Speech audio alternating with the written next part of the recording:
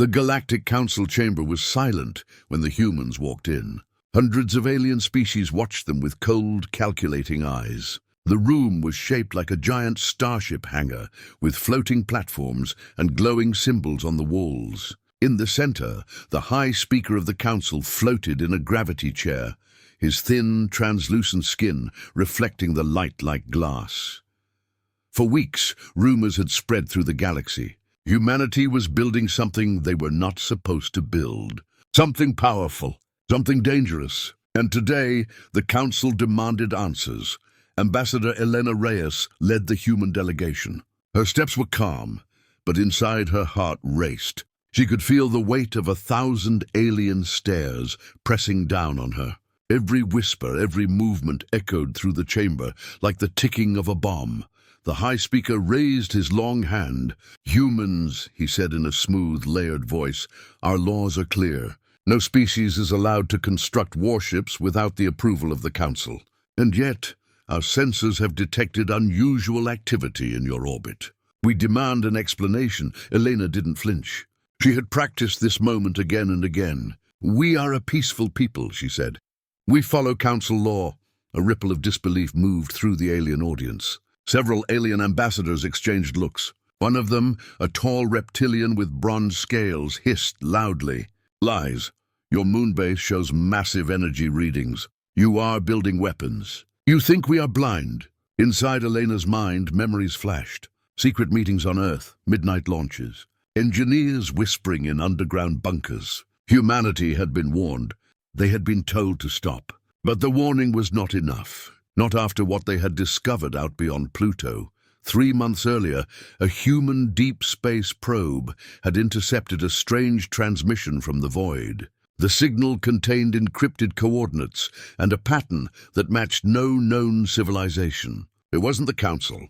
It was something else. Something older. The transmission ended with a single message in an unknown language, but translated roughly to, "They are coming." When Earth scientists brought this to the Council, the aliens dismissed it. "Old ghost signals," they had said. "You are safe under the Council's protection." But humanity had seen the energy spikes. They had tracked the movement of something huge, far beyond the edge of known space. And so, quietly, humanity began to build. Not for conquest, for survival. Elena stared at the alien councillors. "Our orbital activity is related to research and defense." "Nothing more," she said with a steady voice. The High Speaker leaned forward, his face unreadable. "Be careful, human. The last species that ignored this law no longer exists." The threat hung heavy in the air. Meanwhile, far away from the Council chamber, hidden in the shadow of the moon, a massive hangar opened its doors.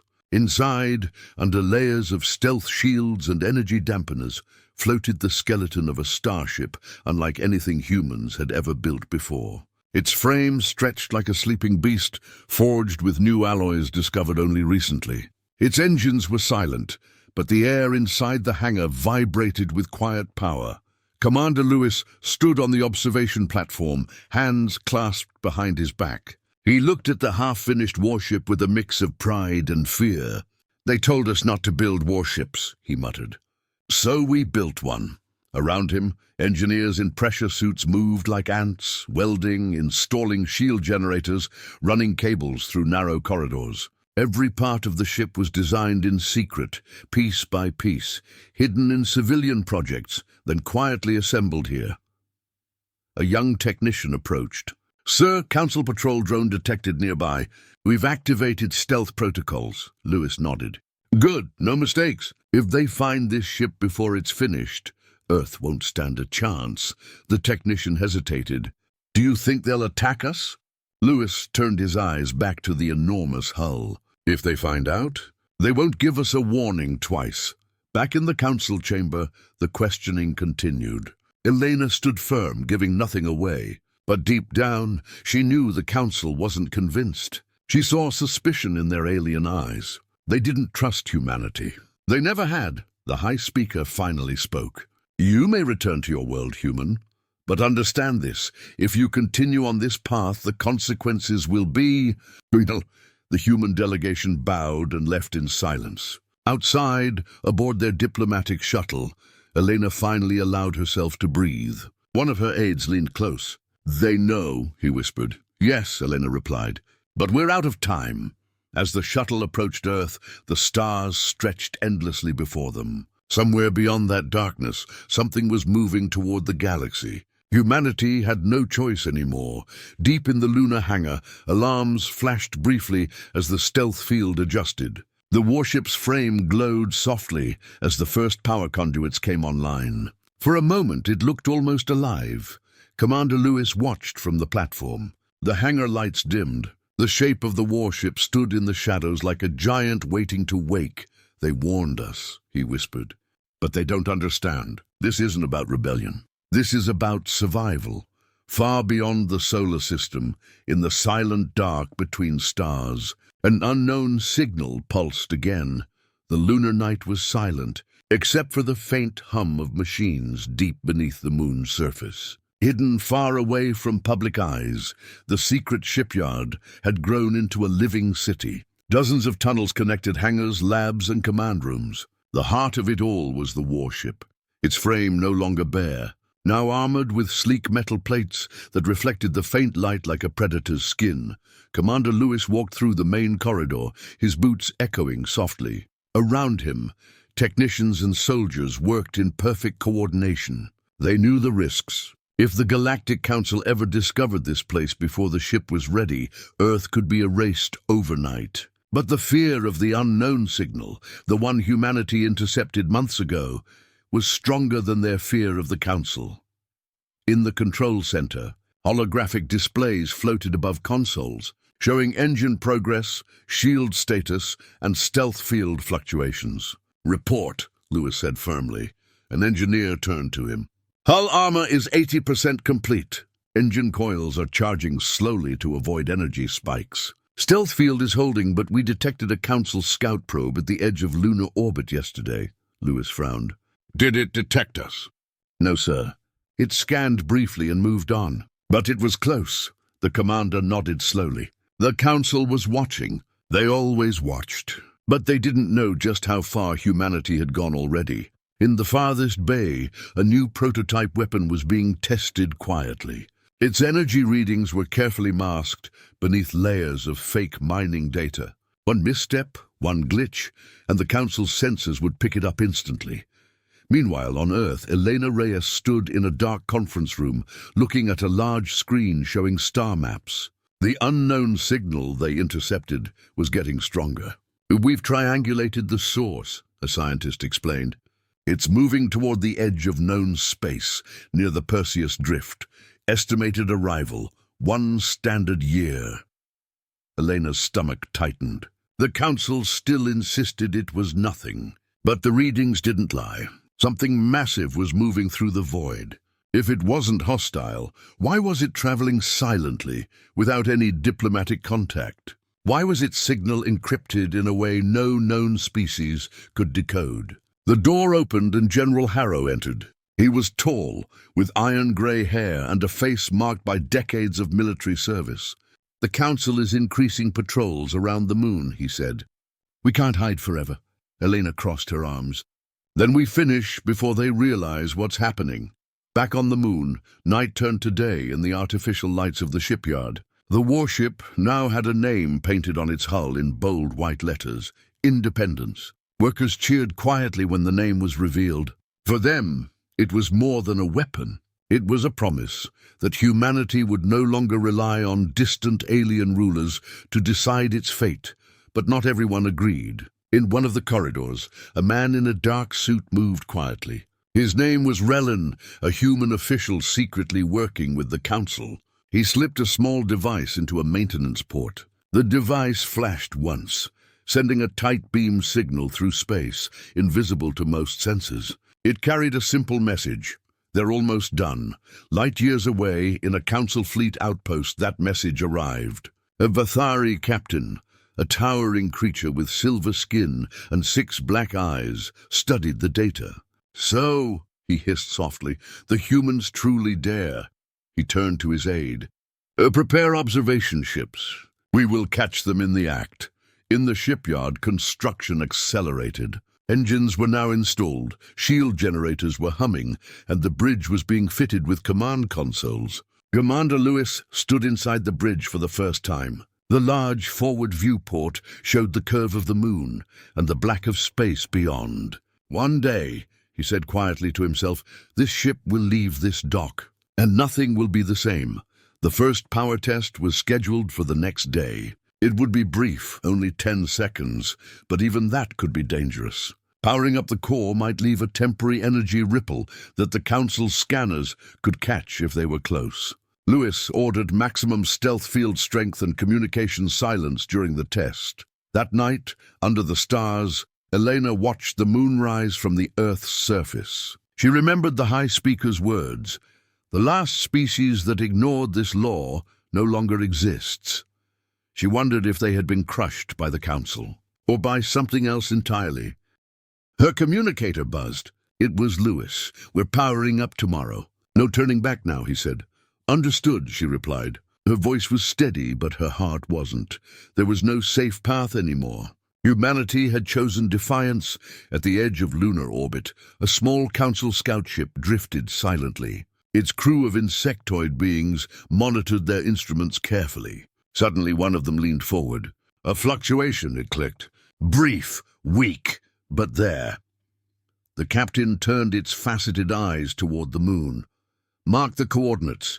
We will return with others." In the shipyard, the test began. Alarms were silent, but the tension was sharp enough to cut through steel. The power core activated, and for 10 seconds, the warship's heart pulsed with life. Lights ran across its hull like veins awakening. Inside the bridge, the crew felt the vibration under their feet. It was like the first heartbeat of a giant. Then it shut down. The ship returned to silence. Engineers cheered softly. "Core stable," one of them reported. Lewis allowed himself a rare smile. "We did it." But miles away, the signal Relin had sent reached another Council relay. A fleet was being mobilized. They wouldn't wait long. On Earth, Elena received an encrypted message from an unknown source. It contained only one line: "They are watching." She stared at the screen, realizing that the secret was almost over. Time was running out. Above the moon, the stars seemed peaceful. But in the darkness between them, forces were moving closer. The Independence was almost ready, but the galaxy was beginning to notice. And once they did, there would be no hiding anymore. Far beyond the moon, the stars hung in silence, but the air inside the lunar shipyard was thick with pressure. Whispers spread through the underground tunnels like an invisible current. The power test had succeeded, but something felt different now. The engineers sensed it. The soldiers sensed it. Even Commander Lewis felt it in his chest, like a weight he couldn't shake. Inside the control center, technicians worked with quiet urgency. Monitors displayed readings from stealth arrays, energy outputs, and orbital traffic. A red icon blinked on one of the displays. "Commander," a young operator called out, "a Council patrol has entered lunar orbit again. This one's bigger." Lewis leaned over her console. "How close?" "Too close, sir. They're scanning more aggressively than before." "It looks like they've brought a sensor array ship." Lewis's jaw tightened. "They're hunting for us." For months, the lunar base had lived in the shadows, feeding false data through decoy stations, disguising their work under mining signatures. But the Council was getting suspicious. Their patrols were arriving more frequently, their scans sharper. It was only a matter of time before they picked up something they shouldn't. In a conference room deep under Earth's surface, Elena Reyes joined a secure meeting with General Harrow and the heads of several allied colonies.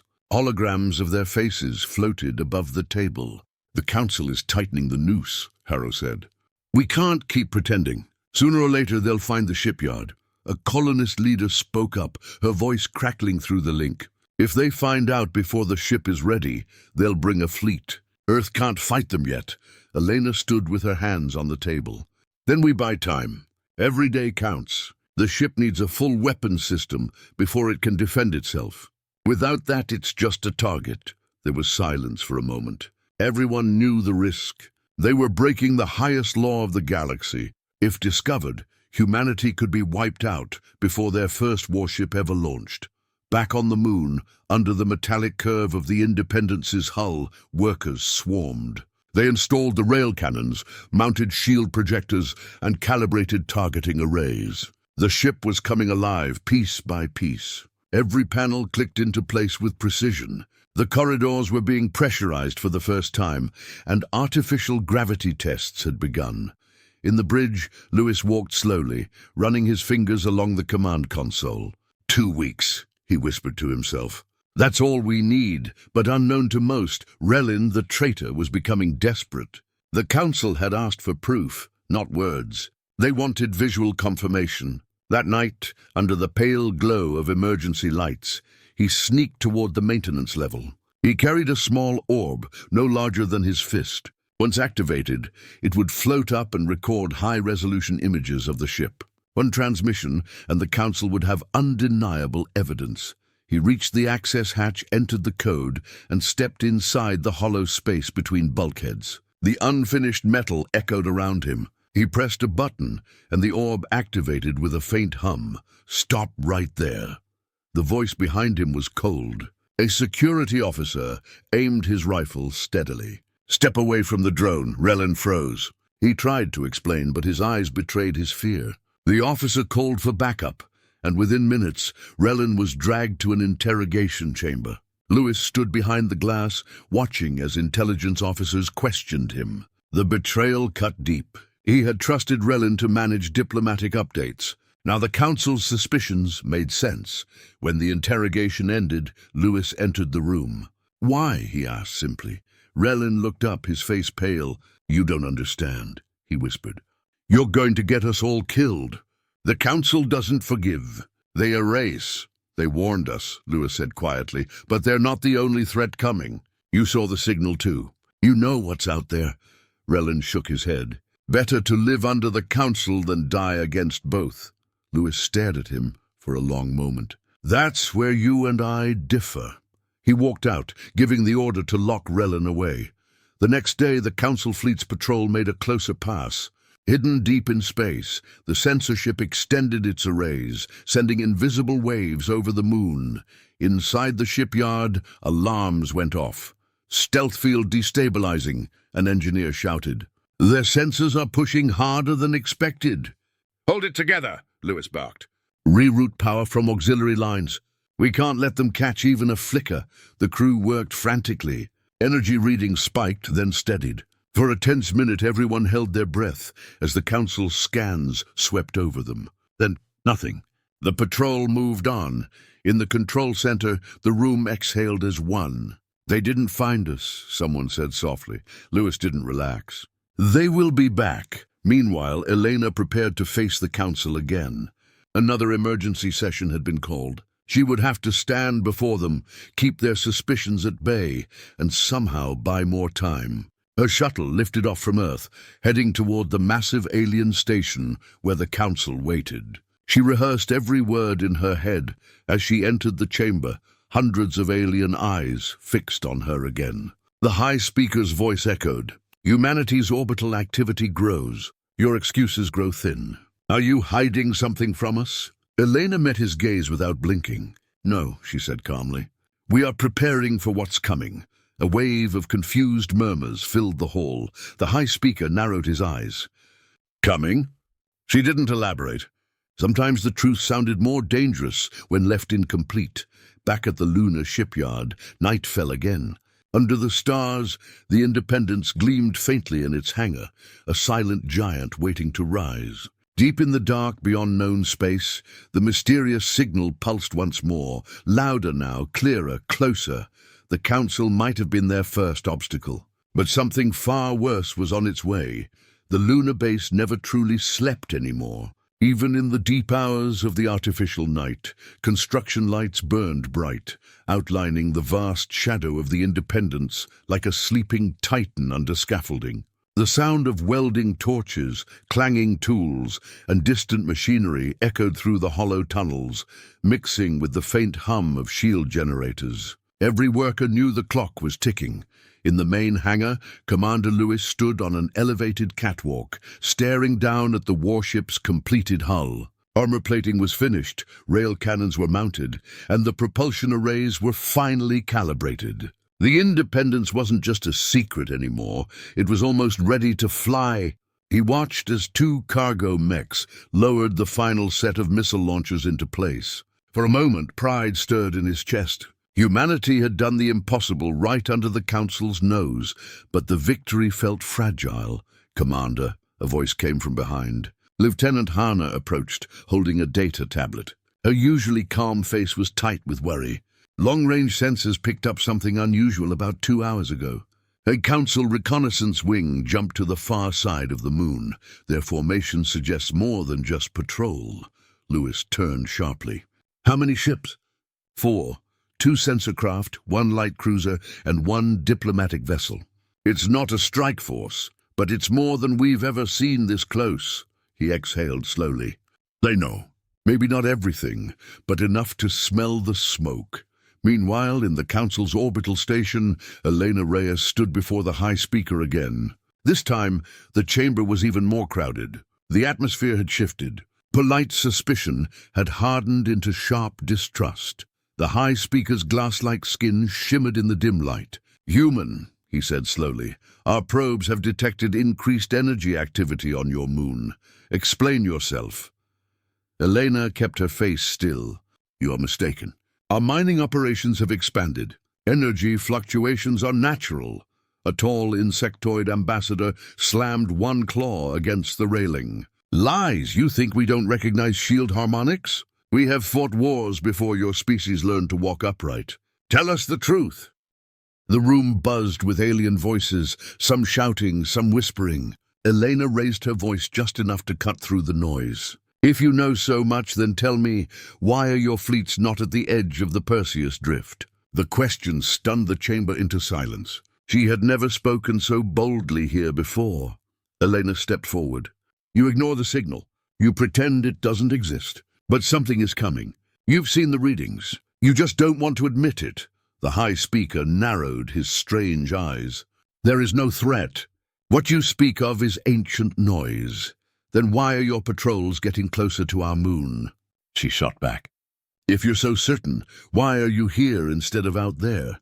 For a brief moment she saw it, hesitation. A ripple of uncertainty moved through the alien crowd. The high speaker tapped his chair's control, silencing everyone. "Return to your world," he ordered coldly. "You are testing the Council's patience." Elena bowed, masking the tremor in her hands. She knew she had just bought a little more time, but also that she'd drawn their full attention. Back on the moon, preparations were accelerating. The Council's reconnaissance wing was too close for comfort. Lewis assembled the senior crew inside the Independence's bridge. It was the first time all systems had been brought online simultaneously. Screens lit up, consoles hummed, and the ship's AI began running combat diagnostics. "This is no longer a construction project," Lewis said, his voice steady. "This is now an operational warship. If the Council brings their fleet early, we fight, or we die unfinished." The bridge fell silent. The crew knew what that meant. None of them had joined expecting a clean path. They had volunteered for a mission that might never return home. "Run cloaking integration tests," Lewis ordered. "Power the rail cannons in silent mode. Prepare engines for low-output drift. If they scan again, I want this ship to look like a rock." As the Independence powered up, an invisible ripple expanded outward. For now, the Council ships circling the far side of the moon didn't react. But they were drawing closer, scan by scan. Inside a secure holding cell, Relin sat alone, hands cuffed. He could hear faint vibrations through the wall, the sound of the ship waking up. Regret flickered in his eyes. He had believed the Council would protect humanity, but the way their fleets moved now, even he wasn't sure anymore. On Earth, General Harrow gathered his advisors. A decision had to be made. If the Council launched a surprise operation, would Earth openly defend the ship or deny involvement? The military wanted to stand and fight. The diplomats argued for stalling. Elena's message came in during the debate. She had seen the Council's fear firsthand. They won't negotiate, she told them. They'll try to seize it before we launch. That night, the lunar base entered full lockdown. No signals in or out. All personnel were armed. The hangar's massive blast doors began retracting for the first time, exposing the Independence to the stars. A soft glow ran across its hull as stealth systems synchronized with lunar shadows. From a distance, the Council reconnaissance wing picked up something. One of their sensor operators leaned forward. There, it clicked. A disturbance in the shadows. The alien captain narrowed its eyes. Lock scans. Something is hiding. In the hangar, alarms flickered silently. Lewis stood on the bridge, watching the Council ships on the tactical display. They're scanning, Hannah said. Hold steady, Lewis replied. We give them nothing. The Independence floated half inside the hangar, half exposed to the void. For a moment it looked like a ghost ship lurking behind the moon. The Council scans swept past, then returned, stronger. They found something, Hannah whispered. The commander stared at the display. Then it's begun, he said quietly. Outside, the Council ships began transmitting coded signals, likely calling reinforcements. Humanity's secret was no longer safe. Far beyond them all, past the edges of charted space, the mysterious signal pulsed again, louder than ever, like a heartbeat approaching. Humanity's first warship was almost ready to rise, but the galaxy had started to close in. The moment the Council's scans locked onto the lunar shadows, everything inside the secret base shifted. Comm preparation turned into sharp, controlled urgency. Inside the Independence, the bridge lights dimmed to combat mode. Crew members moved quickly between stations, whispering commands and checking systems. The ship was no longer just a secret project. It was about to face its first real test. Council ships are transmitting encrypted signals, Lieutenant Hannah reported. Her voice was steady, but her hands were tight on the console. They're calling for backup. Commander Lewis leaned over the tactical display. 4 enemy vessels circled the far side of the moon like vultures. How long until reinforcements arrive? Unknown, Hannah replied. If they use their high-speed jump gates, minutes. Maybe less, Lewis nodded slowly. He had always known this moment would come. The Council had given warnings, sent patrols, tightened their grip, but this was different. This was the move before the strike. Seal the hangar, he ordered. Crew to battle stations. Power up the main reactor, quietly. We hold position until the last possible second.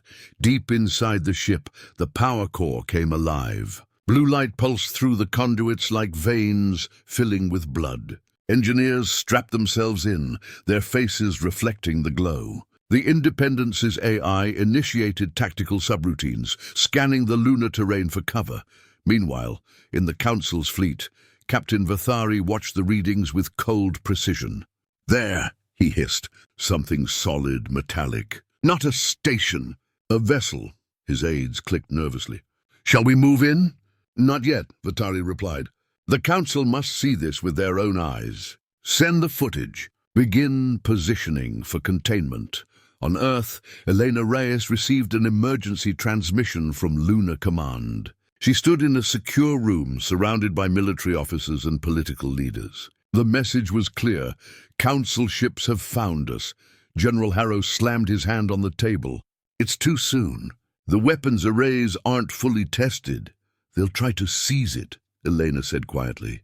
Not destroy, seize. They want to make an example of us without a war.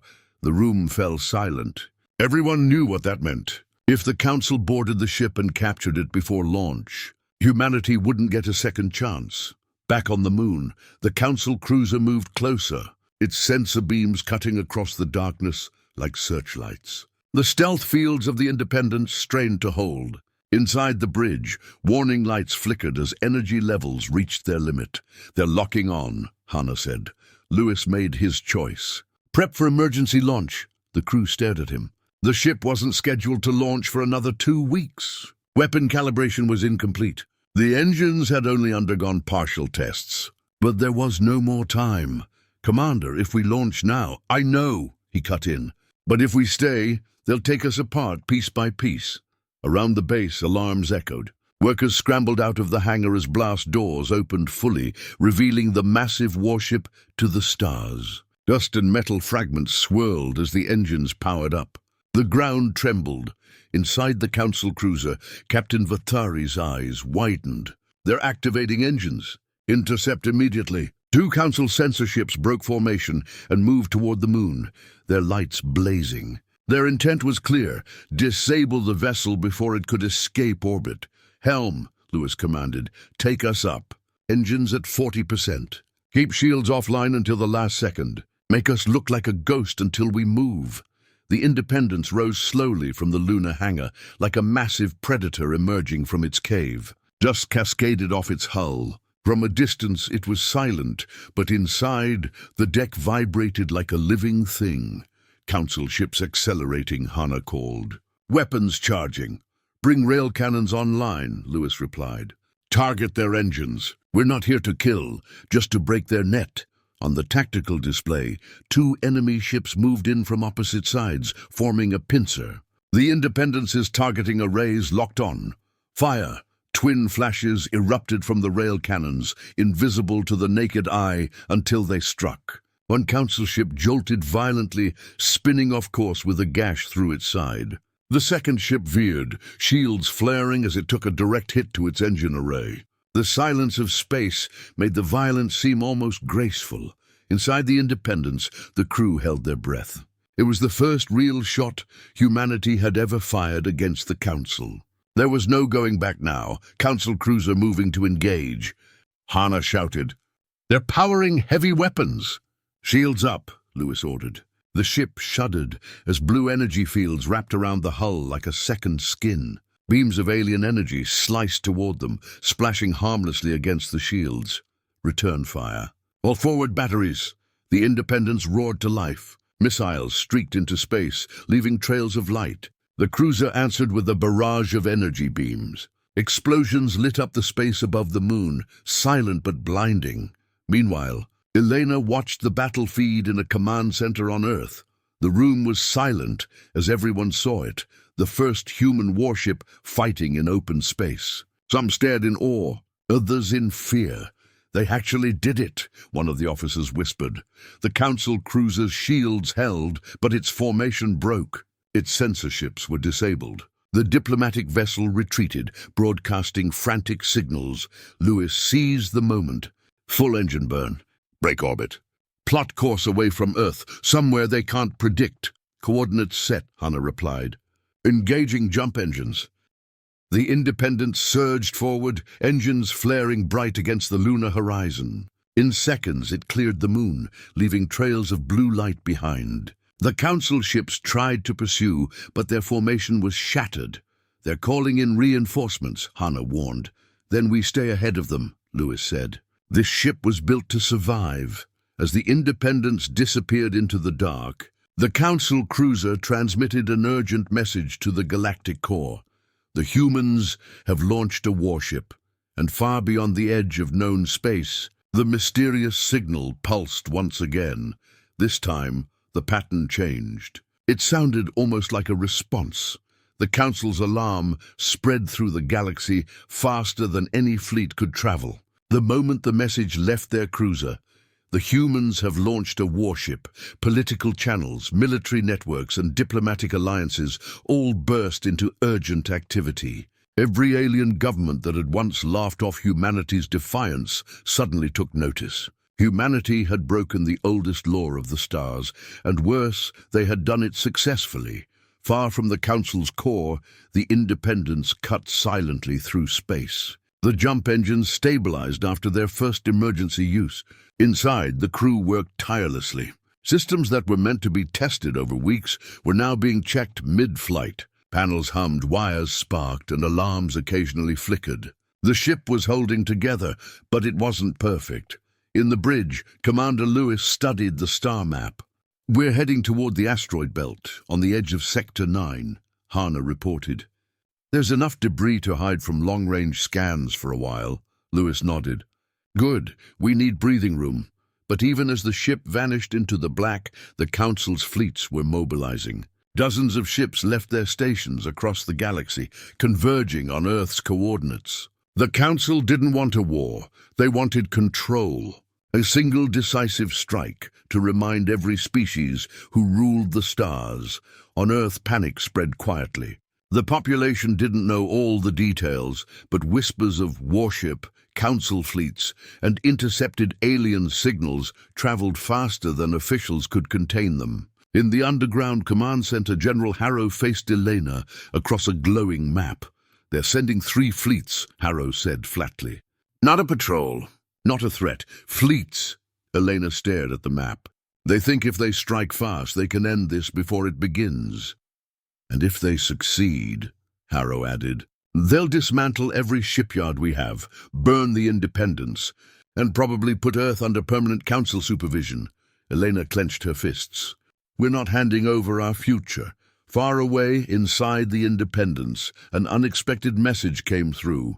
It was faint, hidden in the background static of the mysterious signal they'd intercepted months ago. "Commander!"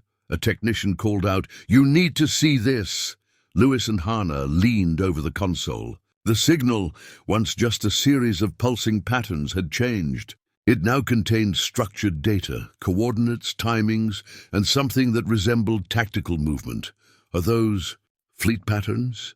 Hannah whispered. Lewis stared at the display. "That's not the Council's language. But look at the formations. That's a strike path toward the Perseus Drift, just like the original warning said." The crew exchanged uneasy looks. The signal was real. Something was coming, and it wasn't friendly, but the Council didn't believe it. They were focused on humanity. Hours later, long-range scans showed multiple Council fleets approaching Earth. Their lead ships broadcast an ultimatum: surrender the vessel or face complete disarmament. In the asteroid belt, Lewis received the message. "They're giving us a chance to kneel," Hannah said quietly. "We built this ship because we knew they'd never let us stand," Lewis answered. "Prepare for jump back to Earth. We're not hiding while they crush us." The Independence's engines flared again, pushing the ship through space at a speed that turned stars into streaks of light. Inside, everyone braced themselves. The next time they appeared, it would be over their homeworld. In orbit above Earth, the sky filled with Council warships. Their formations were perfect, their confidence absolute. Humanity's defense grid was ancient compared to theirs. Then, in a sudden burst of blue light, the Independence appeared. It cut through the darkness like a blade. "This is Commander Lewis of the Independence," his voice echoed across open channels. "Stand down." Alien captains laughed at the transmission. One Council ship opened fire immediately, beams streaking toward the Independence. Shields flared but held. "Target their flagship," Lewis ordered. Rail cannons and missile pods answered. The Council flagship rocked violently, caught off guard by the precision and power of a single human ship. The Council expected a weak, untested vessel. What they faced was something built in silence, refined by desperation. Elena watched from Earth's command center as the Independence wove through the enemy formation. Its AI-assisted maneuvers and brutal rail cannon strikes shattered the Council's usual formations. Smaller alien ships tried to flank, but the Independence's stealth drives confused their targeting. But it wasn't easy. The Council had overwhelming numbers. Wave after wave of ships pressed in. Shields flickered. Parts of the hull were scorched. Inside, fires broke out in engineering. Crew members rushed to seal breaches. "They're trying to box us in," Hannah shouted. "Then we break their box," Lewis replied. "Divert full power to forward shields. Line up rail batteries on their pincer ships." The Independence surged forward like a spear. Cannons fired in rapid succession, punching holes through enemy lines. 2 Council ships exploded silently in the void, breaking the formation just long enough for Earth's defense stations to join in. Old human cannons fired beside the new warship. For the first time, humanity fought back openly. Then something unexpected happened. The mysterious signal broadcast again, louder, clearer. It flooded both human and alien channels. The Council ships hesitated. New readings appeared on every sensor screen. Dozens of massive unknown vessels were entering the edge of the galaxy.